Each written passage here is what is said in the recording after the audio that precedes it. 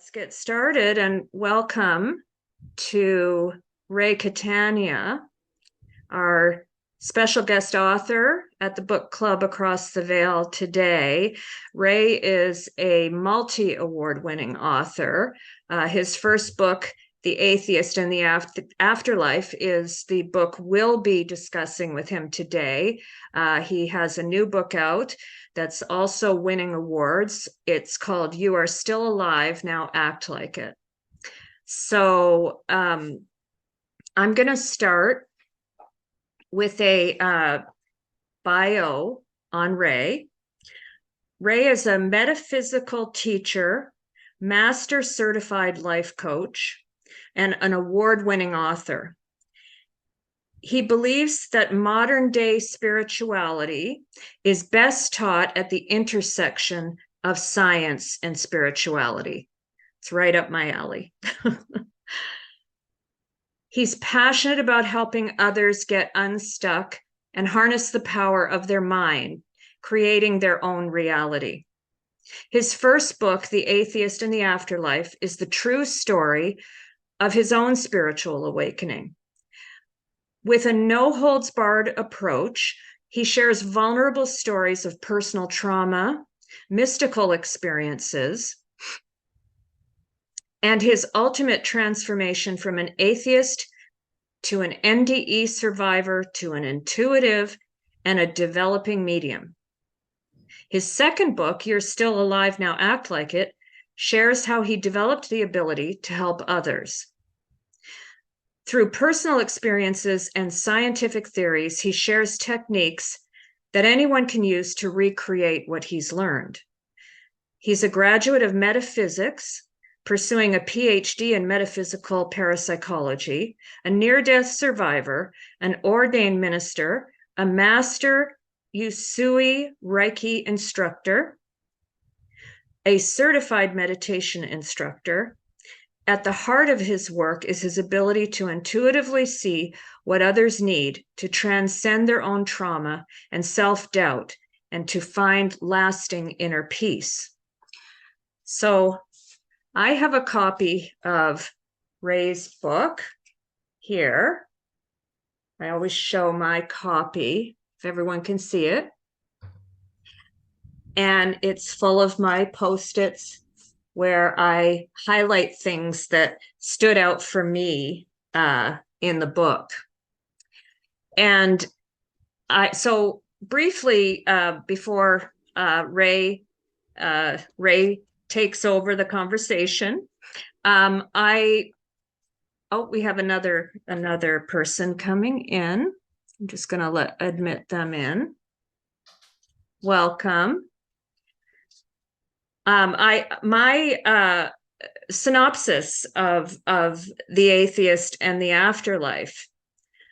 The book full title, The Atheist and the Afterlife, an Autobiography, a true story of inspiration, transformation, and the pursuit of enlightenment, is the first book in Ray Catania's series. In this amazing autobiography, Ray Catania tells his story about how he evolved from being an atheist to a gifted clairvoyant medium. I couldn't put this book down from start to finish. As I said, this stuff is right up my alley. I knew that I had been guided to read it. Although I have never been an atheist, I have been a skeptic, a hard nut to crack. And this book helped confirm that my skepticism is best left in the past. It has a whole section on science and the afterlife. I'll let Ray explain all of that along with his story and his theories. It's an honor and a pleasure to be here. Such an awesome introduction. I hope I can live up to it. You said that so well. The book, The Atheist and the Afterlife, the title comes from the fact that, yes, I started out as an atheist. The reason being, came from a very Christian home. But it was a very unhappy home. It wasn't one, and I know, I've forgiven my parents and I've let a lot of things go, and I realize that. And, but during the time when these things were happening, it was a happy, lot of trauma, violence, and things that you wouldn't want to see in your home. So as a young child, I would hide and um, isolate myself so as to not be exposed. Sometimes that would work, sometimes that didn't. Now, sometimes I would isolate myself night after night after night. And I tell this story in the book in the first chapter. The Yankees were on the radio all the time. We didn't have the internet back then. I'm showing my age, but I would have a little radio, and I would have the radio next to listen to the Yankee game in a closet. And I would just be listening to that and getting through the night until everything would settle down, and then go to bed, and hopefully nothing would, transpire in the middle of the night. So this went on for years and years and years. They recently, I think it was 20, not sure the exact year, it was about 6 or 7 years ago. They actually changed the Mandela rules that were set up so that prisoners are not tortured by being in solitary confinement for too long. 15 days is the maximum that you can be in solitary confinement. Well, I started this at the age of 5, and I left the house at the age of 11. So that's a hell of a lot longer than 50 days. So you can imagine being alone in the situation. You can start to feel energy that you would not normally see or feel, because you're looking at that were explained to you as being man-made. This is a wall. The color of the wall is white. These things are explained to you. But now you strip away the man-made items, which is eventually going to happen because you're just staring. Now it's just a thing. That thing is made of energy, and you can start to see the energy. You can start to feel the energy. And after a while, I could even interact with some of these energies because they were the consciousness of the deceased. Now, I just thought they were my imaginary friends, and everyone had them. I didn't know it was any different than anybody else. But when I told my parents I was the Antichrist, and of course I was going to hell and I was going to be punished severely. So I put that away in a box, never mentioned it again, never spoke to them again, or tried to avoid them to the best of my ability. You're not real. Go away. You're not real. Stayed with me, and for good reason, and I'll get to that in a moment. And at about the age of 20, or I think I actually was 20, I had DE.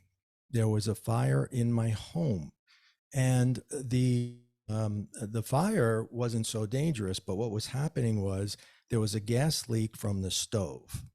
And the stove, which was leaking gas, was located directly beneath my bedroom. I was still living at home with my parents. So the bedroom was right above the stove, and the stove was leaking gas probably for hours. So I was just inhaling the fumes, but I didn't know because I was asleep. So in the morning, my mom must have got up, turned on the stove, and it just went poof, and flames, but it didn't last very long. It just went out. But the fire department instantly, and I heard this commotion.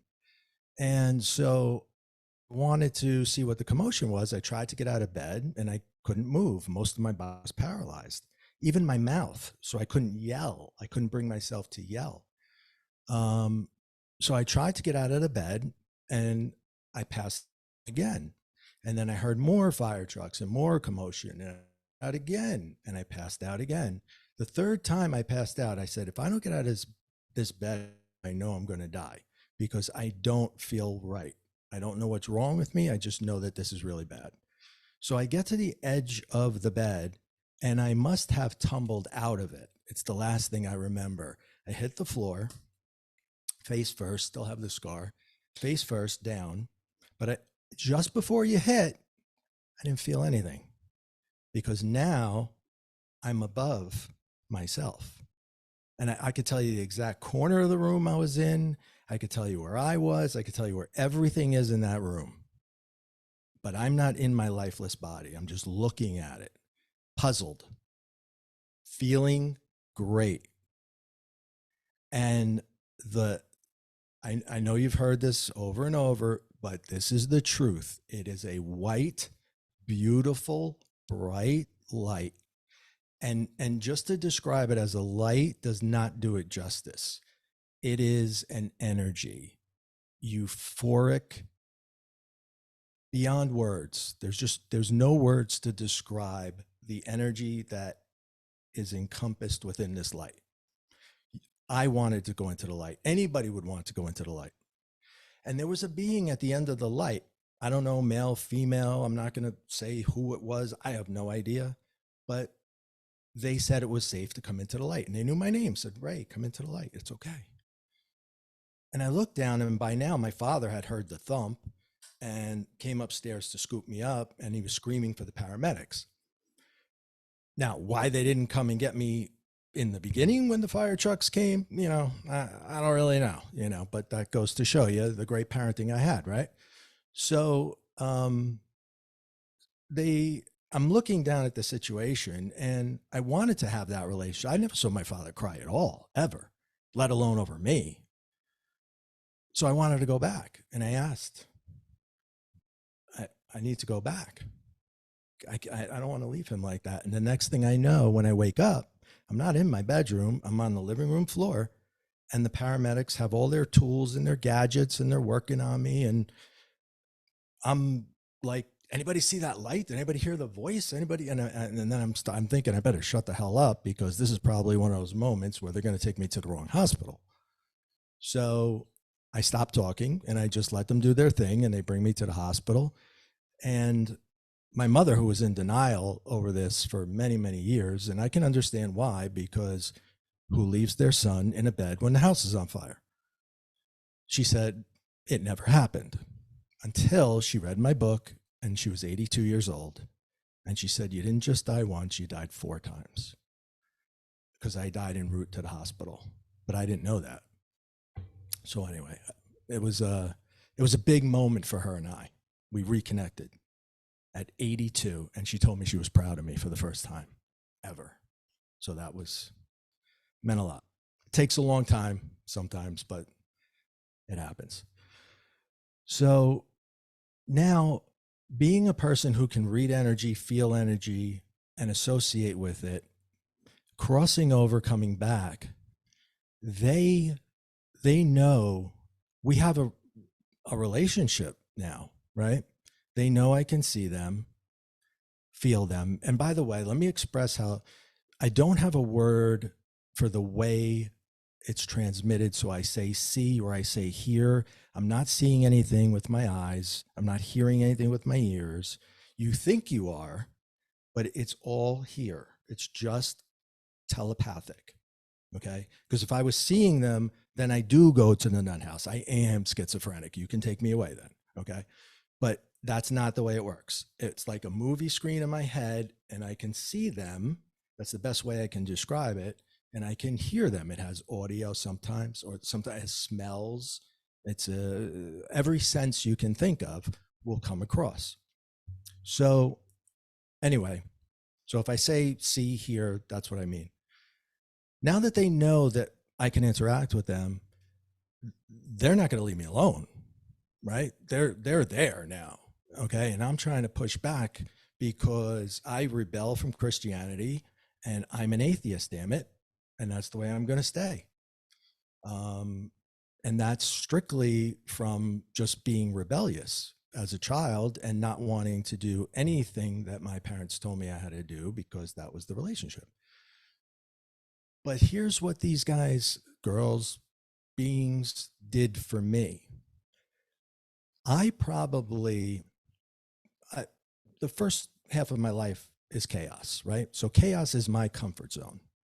If there's no chaos, I don't know what to do with myself. So I have to create chaos, right? I have to create self-destructive behaviors. I have to put myself in bad situations. Otherwise, I don't get my feeling of worth, because that's how I got it at home. And this is my programming as a child. And this is what the whole second book is about, how to fix that. But And this is what I'm learning in book 1. So as I'm learning this and I'm going through this process, I worked for some terrible people, criminals. I did some bad things. I observed bad things. I was in the wrong place at the wrong time. And I nearly died. I lost count of how many times. There's so many car accidents that now I think about them, I manifested those accidents.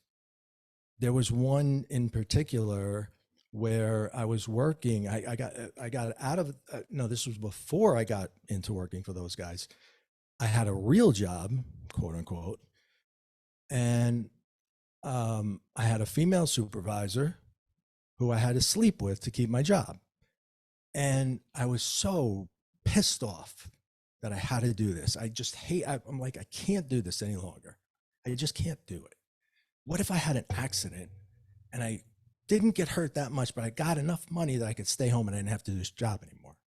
And then I had that accident, but I nearly died. So I manifested. You can manifest negative. You don't always have to manifest positive. And if you're self-destructive, trust me, you're going to manifest negative. So just to give you an example of part of my younger years, that sums it up. But here's the thing. In the worst moments, okay, during that car accident, during a shootout when I was in the middle of it, during any of these events where I could have lost my life, I was told how to get out of the situation alive. Very calmly. I'll tell you, there's another story where I'm swimming out into the ocean as a little kid. My father's watching me from shore. I'm going under. He's not coming out to get me. The lifeguard's looking the wrong way. I'm going down, the undertow sucking me out, and my father's just there. He's a Navy SEAL, for Christ's sake. He's not coming to get me. So I'm about to die, and I'm starting to panic, and my heart's beating, and I get this, here it is again, this person, this thing that looks out for me all the time, says, Ray, relax, swim sideways, take as long as you need to get to shore.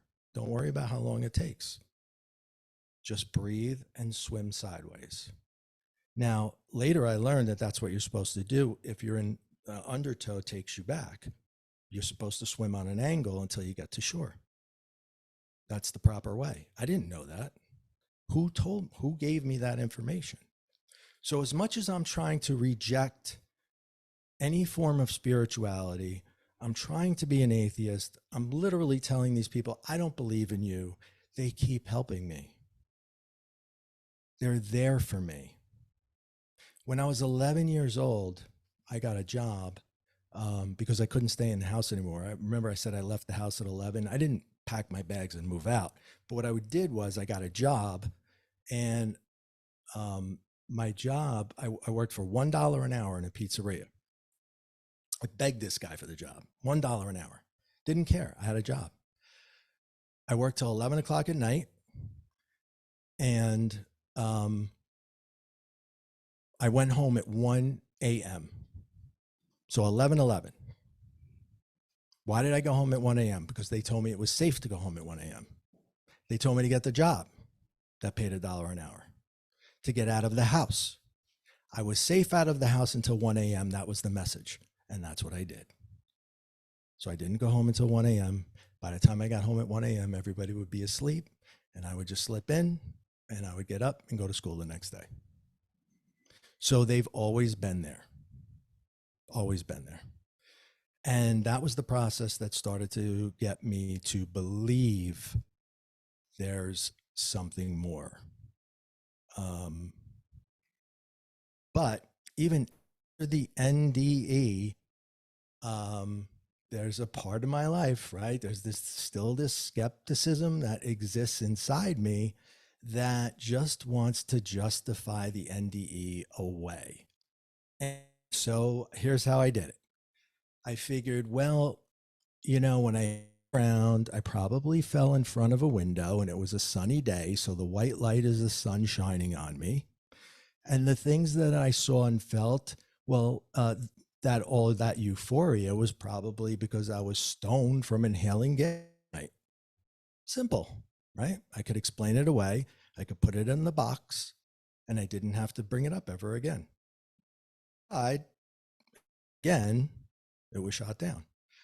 So rather than be chastised or told I was crazy, I figured let's just go this route and box it up and put it away. So now I'm about 22 and I move out and I got my first bachelor pad and I'm like, this is going to be great. You know, it's going to be parties and chicks and this and that and all my friends and everything.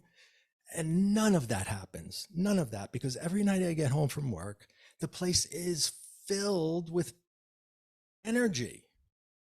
There's already a party going on of dead people every place, and they drive me nuts. I cannot sleep. The toast goes on and off, the blender goes on and off, the alarm goes on and off, the phone cuts out. I cannot sleep at all. I'm like, this place is haunted. I got to get out of here. I remember calling up my friend. I'm like, Paulie, that's what we call him, Big Paulie. Hey, I got to get out of here, bro. This place is haunted. Click. And I dial him back. Did you hang up on me? No, you hung up on me. No, you hung up on me. No, click. There it goes again. I had a 12-month lease. I was out of there in 10 months. And I went to another place. I moved into the next place. What do you think happened? They all came. The places weren't haunted. I was. Didn't matter where I went. I could have went to Siberia. So I had to learn how to deal with it. That's what I did. Tons of drugs and alcohol. That was because I could sleep. The more drugs and alcohol I did, it would knock me out and put me to sleep.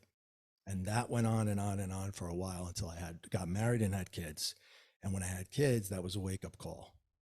And I was like, okay, now I am responsible for these little humans. And I checked myself into rehab. I'm sober 17 years. And I went back to college, got my degree, got a real job on Wall Street, made a ton of money, did very well, took care of my kids, got a divorce. I kept the kids and moved forward with a productive life. Still had everything else, but just kind of pushed it until, remember now, first, many, many years later, it took me a long time to date. I did not for a long time. Eventually I did. I met a woman that I speak of in the book in part 2, who I instantly fell in love with. And she is a doctor of psychology and neuropsychology, highly educated in the mental health. We meet online because we both joined the same website, and I sent one email on that website. I joined because she was the example. There were 3 examples. She was one of them. And I joined because of her. And I sent her the email and I told her, you're the reason I'm joining this thing. I'm sending one email. If you don't respond, that's it. And I said a little bit more than that. It's a long letter in the book. It's kind of funny, but she thought it was comical. She answered me. We went out on a couple of dates. And then I started seeing this man who would keep coming to me, very vivid, more so than any, not just little messages now. Here was a guy that was like getting in my way of living and giving me the same message.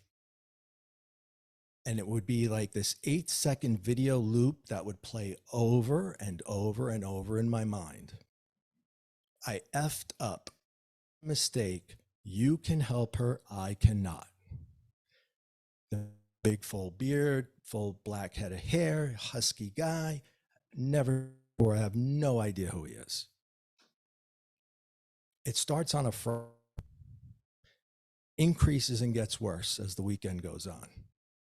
Day, worse. By Sunday, I can't function because he's all I see.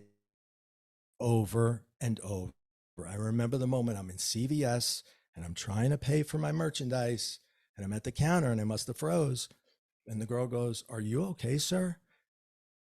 No, no, I'm not. And I went out to my car and I sat down and I said, I really got to think about this now.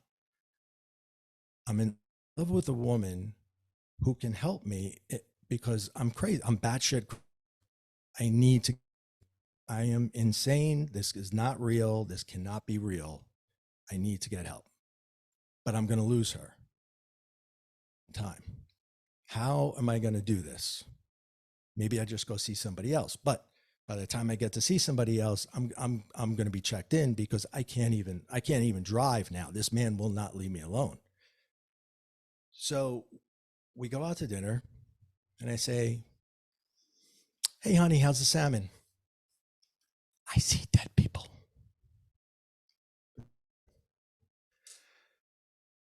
Not exactly the way it went, but I said, "Listen, I keep seeing this man and I don't know who else to tell, honestly." I said, "I know if you run for the hills, I completely understand. I'm probably out of my mind. I really." And she says, very, very nonchalantly, she's like, "Probably my dad. I've seen mediums 1,000 times. He comes through all the time. You're probably just a medium." I said, "What the hell's a medium? I don't know what this is. I don't believe in mediums or psychics or any of that stuff. I don't even know what the term means." She says, "Well," she explains to me and goes on to what it is. And I said, wait. I said, "Time out. This guy does not look like your father. Like I say, he's got the mustache, he's got the hair, he's a big husky guy." I said, "That's not your dad. I saw the picture on the mantle where he's much thin, he's thin and he's shaved, he's cleanly." She's like, No. That was after he came back from the doctor who yelled at him for being overweight, and he shaved and he cleaned up, and we were going to a wedding and yada, yada, yada. Not him. Let me show you him." And she shows me on her phone. That's him. And I said, "Holy shit, you know that guy?" And she goes, "That's my dad, Sil." And I was like, "He talks to me." He died in 1990. And my heart just was in my stomach. So the second I told her what he said, it was gone. The feeling was gone. Like I was relieved. It was out of me. And I was not feeling the deep vibrations and seeing that over and over and over. So what I had to do, which I didn't know, was simply give the message to the person it was meant for, and that message actually saved somebody's life, which I tell that story in the book. But it took us a while to figure out who it was and everything else. So that's the beginning. That's how it all started. That's the story. That's the short version of the story. Well, thank you for that short version of the story. It's a short, long you know version. what? It is a short version of a very long story, and fortunately, you're such a good writer. You make it interesting, easy to read, and funny too. I mean, the humor is good. I enjoy reading humor in these stories, and it's good if we can find humor in things. Obviously, when you were an atheist, you didn't think it was funny, but looking back now, I'm sure you see some humor in it. And what's really interesting too about the way you write and the way you speak about your books, it's kind of like you're channeling it as you're speaking as well. You can see it in your face and your expressions and everything, that spirit is flowing through you when you're writing and when you're presenting. So I want to open things up now to some questions and answers. And if it's okay, I'll start. My first comment on the book, before I ask a question, is that there's a glossary of terms in the beginning of the book. Yeah. If you haven't read the book yet, again, I know you're going to want to after our meeting. And I found that really helpful because even though, I've since my journey started, I've read a lot and I've watched a lot of documentaries and YouTube shows and listened to a lot of podcasts.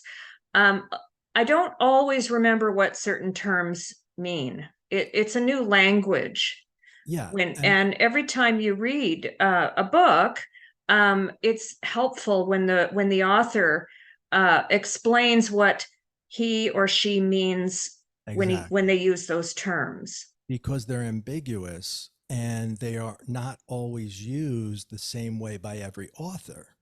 And I Right. find myself when I have conversations with people, they will, a certain term may come up like dimension, dimensions. Okay. Everybody's got a different answer to what a dimension is, right? Exactly. So there's these words that I think that you have to understand what it means to the person writing it so that you know what that's saying. You know what I mean? Yes, exactly. So I found that very helpful. Also, I found it helpful that you have some recommendations on things you can watch too, and websites and so forth that people can refer to, which is very helpful. And so I just wanted to because my favorite part of all of this is the science. Uh, so I'm going to find my post-it note on that and ask Ray. Um, you write about your theory Mm. that dark energy is consciousness and Hmm. that it's expanding in Hmm. the universe and causing I believe you mean it's causing the expansion of the universe, Yeah. and that the other side is the realm of dark energy. So for anyone who's not familiar with terms like that, in science and in spirituality, can you explain in a little more detail what that means? Yeah, yeah, definitely. So, in order for anything to come into the book, there's a three-step process for me before I'm going to put any book or in a speech or anything.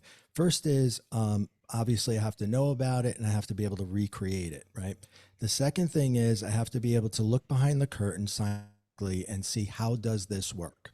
Because as a former atheist, I have no blind faith in anything.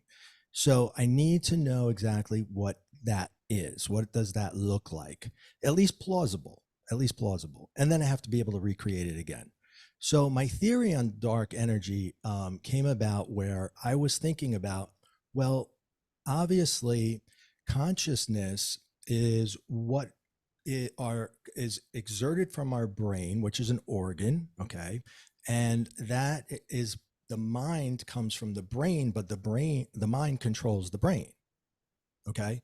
So look at it this way. The energy that creates the mind exists in the brain. It comes from the brain, but then becomes the mind, which is your consciousness, which emits out of you. Okay. This is how things like the law of attraction works because this vibrates on a frequency. And if somebody says you have a nice aura, it's because they feel that energy that's coming out of you. It's your consciousness. So this is an energy. So when you die, all energies transform. How do we know this? The first law of thermodynamics tells us this, that no energy can cease to exist. No new energy can come into the universe. It must be recycled. It must go into something else. E equals mc squared. Einstein taught us this, right? And becomes matter, matter becomes energy. That's a fact. So where does your energy go when you die? It must go somewhere. Now you can accept the fact that there is an afterlife because that energy, which is you, your mind, has to go someplace else. Now, my thing was, where does it go? Well, we have this other energy that we have no idea where it comes from. But here's what we do know about it. Einstein told us it's what's expanding the universe. It's the reason the universe doesn't contract. If you took away dark energy, the universe would come together and eventually implode. But what's pushing it out and making it larger and larger is this dark energy. More people die, more people push out, more dark energy is made, and we're pushing out the universe with our energy. So that's just a theory of mine. That's not, that's not factual. I mean, if I could prove it one day, that would be great. But I'm not sitting here waiting for a Nobel anytime soon. But that was, I just thought I'm not the smartest person in the world, but it was like, here's an energy that we know goes there, and here's an energy where we have no idea where it comes from. It just seemed to fit perfectly together. That's where it is. It has to be in the universe. It can't leave the universe. That much we know, because we're a contained ecosphere in this universe. Well, that's makes a lot of sense, and it's a good theory. And of course, physicists continue to try to explain what dark energy and dark matter are, and how the universe is affected by it. And I tend to agree that, where do things go that we can't see anymore? Right. Well, they go to a place we can't see, right? Well, yeah, So, we can yeah. touch it, feel it, taste it, but we know that it's there. About the subatomic universe, all that we've learned, right? I'm standing on a floor that's made of atoms. We know that the atoms are 90% space for a fact, but yet I don't fall through the floor. That's perfectly comprehensible in this realm, in this, I should say, this level of reality. One level down, okay, let's say I'm going to build you a house, but I'm only going to make it 10% matter. Are you going to buy it? No, it's going to fall down, because that doesn't work up here. But down Right. there in the subatomic world where we can't see it, it's plausible. It works every day. And in the spiritual world, it's all about energy. And that energy, some would say, is the energy that is in the space of the atoms, which brings us right back around in a perfect circle. Yes, and they have demonstrated, quantum physicists have demonstrated quantum entanglement of particles across large distances as well, which you write about in your book, which is fascinating. That's how Uh, the law of what did attraction. Einstein call that again? The No, he spooky said action at a spooky distance. action at a distance, right? He Yeah. just couldn't comprehend it, because Yeah. he couldn't deny it, but he couldn't comprehend it at the same time. So he got frustrated. Yeah, so he might have called it that. It might have been near Halloween too, with the spooky. Halloween's around the corner. So in addition to studying, people like Eckhart Tolle and Joe Dispenza, and then of course, Jesus and everybody that you could possibly think of on the spiritual side. Then on the other side, I also studied Tesla, and I studied Einstein, Niels Bohr. Went back to school for metaphysics, learned physics. I just completely engulfed myself in these subject matters where I could put them together so that they could make sense to me. And if they make sense to me, I am the biggest skeptic in the world. There's nobody bigger than me. So for me to believe, I've put it through every test. I've got so many things that I'm not going to put in a book yet, because I got no basis to put it there yet. But when I figure it out, it's going to make for one hell of a book, I think. I hope. Well, wonderful. That's wonderful. I'm looking forward to that. Me too. Yeah. I wondered if anyone else has a question they'd like to ask Ray. You can, I mean, if you want, you can, there's a little hand, raise your hand in the reactions, or you can raise your hand physically and wave and unmute.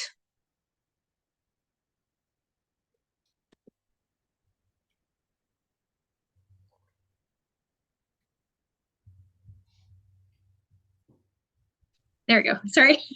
Hi, Ray. Hi, Carrie. Hi. So I'm an astrophysicist turned metaphysicist, I say. And yeah, I'm fascinated by this conversation about energy, dark matter. I haven't got that far in the book yet. I'm about halfway through. I just was reading about the chakras today. Mm. And yeah, so I'm going to think about that a little bit more, because I think that onto something in terms of what consciousness is, and what that energy is, and what it is that we're not able to measure physically with physics, and how that all interrelates. But I guess my question, or what I would love to like hear a little bit, is, I think it's medium Bonnie, you call her. Yes. Yeah, yeah. So when she met you, she says that it's not very often she comes across someone who's a man that has these abilities.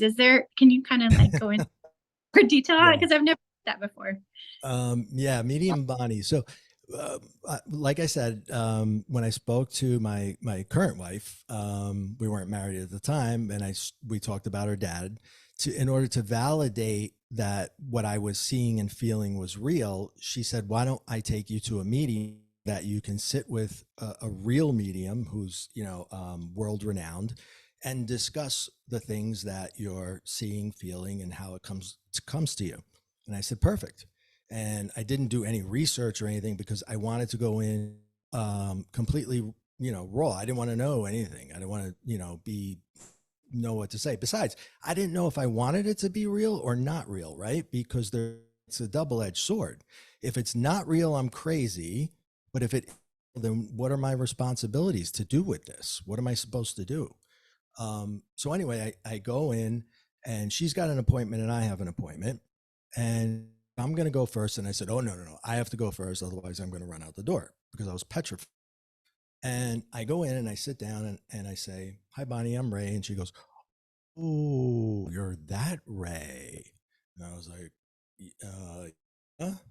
She goes, "Have a seat, Ray. What can I do for you?" I said, "I'm losing my mind." She goes, "Yeah, I thought so too." And we start to talk, and she says, "Tell me what's going on." And I said, "Okay, so, you know, when spirit comes, it starts with a vibration, and if it's low and it's down here, I know it's just going to be bad. And if it's tingly and it's up here, I know it's going to be good. And then the air changes, and then the screen opens up, and she's like, stop. That's exactly the way we all see it." And I was like, "Really?" And she's like, and then I told her about another thing that comes across, and she says, "Those are clairvoyant premonitions. You're primarily clairvoyant, but you also have the ability to hear, smell." Because I can smell cigarette smoke, but there's no one smoking.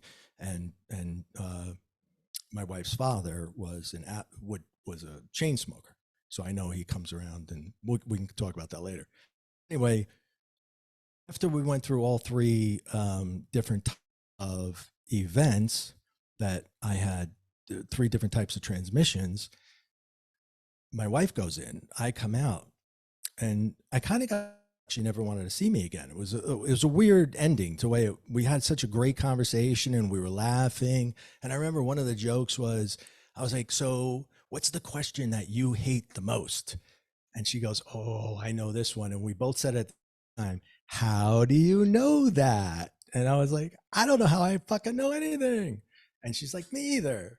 So, because that would be a question I would get my whole life, because things would just come out that I should not know. Right. And it could be giving. And I remember my aunt always saying, "How do you know that?" And I was like, "Oh."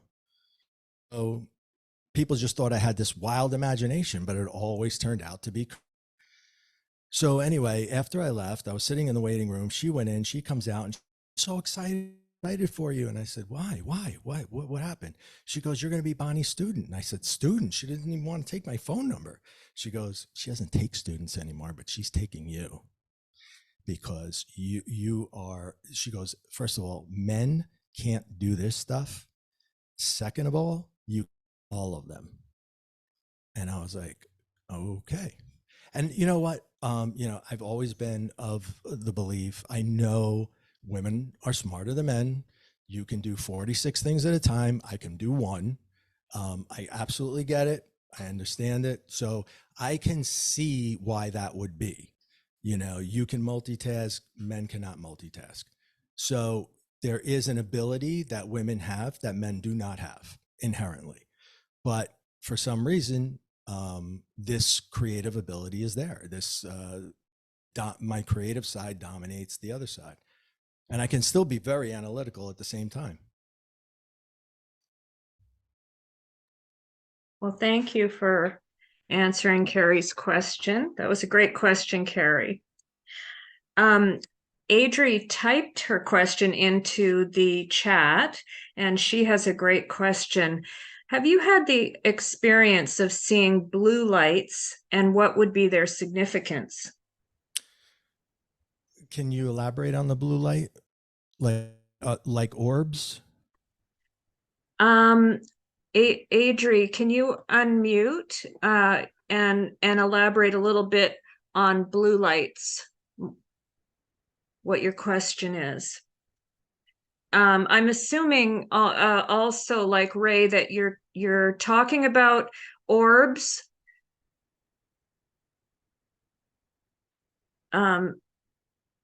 She said she's seen blue lights after a passing. Your own? Was it an NDE experience? Analysis. She said it's kind of like a sheen.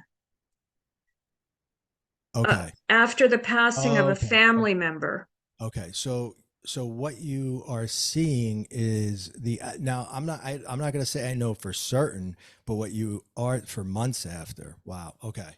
So what you are seeing, quite possibly not just the energy of the family member, but others who are escorting her so across the veil, because we have had many people who tell us, and this did not happen to me because I didn't go far enough into the light, but others that I've spoken with have said that remember I said there was a being at the end that's into the light.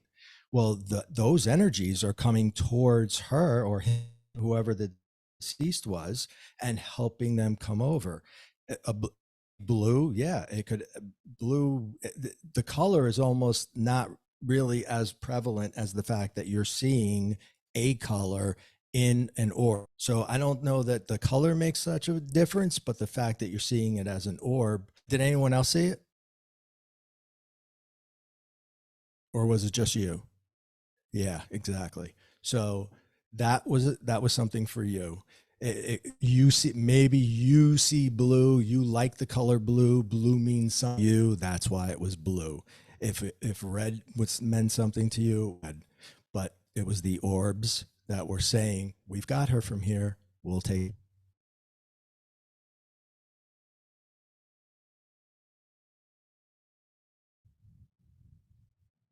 It's a good thing. She's saying the only connection she found to it was Archangel Michael. Thank you.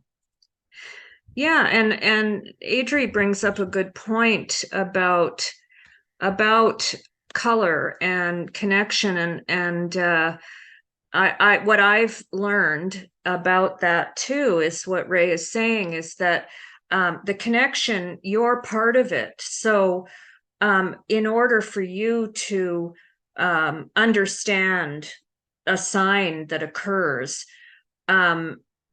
you have to be part of that connection. So certainly getting your attention with a color or something that is meaningful to you would draw you into it as well. Am I right, Ray? Yeah, absolutely. We get things in the forms of pictures, and then it's up to us to decipher what the picture means. So, in other words, if somebody just gave me the color red, what that might mean to me and what that might mean to you are two completely different things. So, if we're both mediums and we're receiving red, it's what that means to you that you have to transmit to the sitter, the person who you're explaining this to. So we get what we know, in other words. So I'll tell you a story. Is I was in the middle of a meeting. We used to own a yoga studio, and we were having a meeting, and I kept seeing in a red dress with a red rose, and she was very interruptive in this meeting. And I stopped and I said, I asked her, I said, you're here for somebody. She said, the Russian girl. I said, okay. So I said, there's a woman here. She's elderly. She's wearing a red dress. She has a red rose. She's here for the Russian girl. I had 2 Russian girls in the class or in the meeting. And I said, can you tell me a little bit more? And she's just insisting on handing the rose. She says, she's giving me the rose to you. She's giving me the rose, and they're both trying to figure out what it is. So red means absolutely nothing to the one girl, but the red dress meant something to the other girl because it was the same color of a dress that mother had given her. It was that girl's birthday, and she was giving her the rose to say happy birthday. But that we had to figure that out, is what I'm saying. So we had to get that between me, the grandmother, me, and the person I was explaining it to. So those symbols, you have to kind of work them out to figure out what they are. Thank you. Does anyone else have a question for Ray?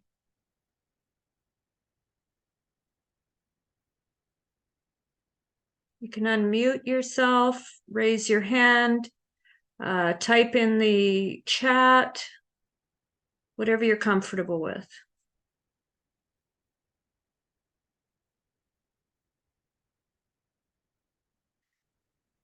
Okay, well, Carrie, are you going to write a paper on that? Sorry?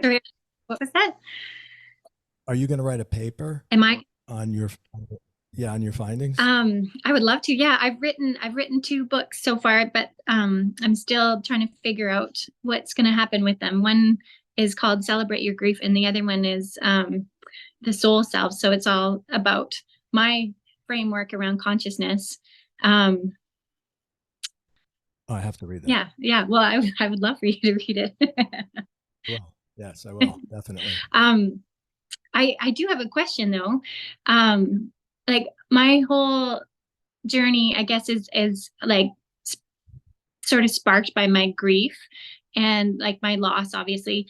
And I feel like I have a really good connection to that person telepathically, and that like we can communicate really strongly. And I often wonder if that's something like that if there's like a calling to expand that into more spirits and having that connection open to others. And I wonder, like, is that something that I need to invite in, or am I just sort of like, like I feel like I've kind of made it clear to the spirit world that I only want that one connection. But then I wonder, how, if I was to expand on that, what would I do? So if you're, if you're asking me, I have my my opinion would be stick with the one, because they can drive you nuts. But I don't practice mediumship. I won't do it because it's just too taxing on my soul, and I can't. The things that I see are not always good, and there's more. And I just found happiness in a spiritual awakening, realized how to get there, and I put all the steps in the second book of exactly how to get there. And I don't want to go back and see suicides and things that are just terrible in nature, and I can't handle it. But I respect any medium that does that work. There were 11 people in our class chosen out of hundreds, and even out of the 11, we would have people drop out. Then they would drop out and come back because they just couldn't handle the psychological weight of it. And I eventually became one of them. It took me 2.5 years, but I had to take a break because it's very taxing. It's very difficult work. But if you feel that you're getting messages from others, then I can send you to someone so that you can talk to them and we can go through, or even if you want to talk to me, we can discuss how you're getting those messages and what you're feeling. You are definitely connected to someone that's your family or someone you've been very close to. That's normal, right? Because anybody, a family member passes, it's typical that you have that connection automatically. You don't have to be a medium for that. That's built in. But to expand that to people who you've never met, that's something that's completely different. And if you may have it, you may want to explore it, but it's a box that when you open, a lot of stuff comes out really fast. So, think about it.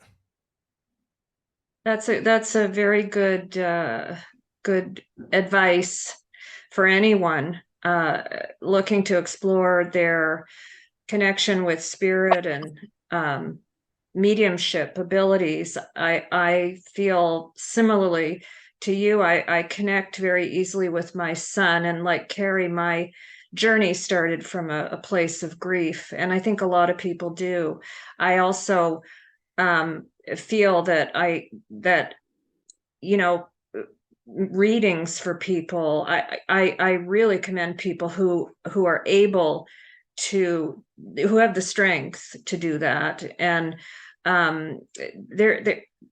they've been guided that way too. And I really believe that a lot of what we do, when we're open to connection with spirit, is follow their guidance. So that's very good, and I appreciate that answer and your question, of course, Carrie. We're at just after 1:00, and so if no one else has any more questions, we're going to wrap it up. My last question for Ray is just if he can mention about his book giveaway he's doing today. We have exactly the right number of people today to receive a signed copy of Ray's book. And I did type in the chat at the beginning of the meeting how to reach out to Ray if you'd like a free signed copy of his book. He's at www.limitlesspublications.com or at raycatania.com. And just in closing, Ray, if there's anything you'd like to leave our club with, a special message you have, something important that you'd like to say. I think that overall, what I've learned through this whole experience over the past 2 books and 6 years is that one of the things that we can really do and use our consciousness for is to build ourselves any type of life that we choose. We are limitless. We are a part of God, and God is a part of us. And if you can call it the universe, you can call it God, you can call it anything you wish, that's fine. But when you understand what the it is, it's an energy you are a part of. We are all one in that sense. We're all connected to that. That makes us a creator, equal to, not less than. Things are not done unto us. We do them to us, and we do to others, and we can do to ourselves. You take control of this. A lot of things happen automatically because they're programmed, like I was doing. And it took me to break that program and now be in a place where I think before I react. I don't get angry. I literally don't care about anything anymore because I know it's going to work out no matter what the it is. Life will go on and I will be fine, and so will everyone else. And when you reach that, it's so freeing and so relaxing, and it's just beautiful. And anybody can do it, because trust me, if I can do it, anyone can do it. And that's what I will leave you with. Well, thank you so much. And that's a profound message. And I also want to thank you for all you're doing for the world. You're doing so much, and I know that you have more that you're planning to do. And all that Ray does, you can also find on his website. So I highly recommend that you check out his website. And I want to thank everyone for coming today. And I really want to thank Ray for giving us his time and his important messages today. And look for the recorded meeting on our YouTube channel, the Book Club Across the Veil. So thank you again, everyone. Thank you, Camille. We're going to say, if you want to unmute and say personal thank you to Ray. And thank you, everyone. Thank you, Ray. Thank you. So much, Ray. It's very, very And remember to let me interesting. I know love your where book. to send the book. Okay, so go to my website and put in that you were here and give me your address. I'll sign it and mail it out to you. Okay. Great. Thank you. thank you, everyone. Have a great day.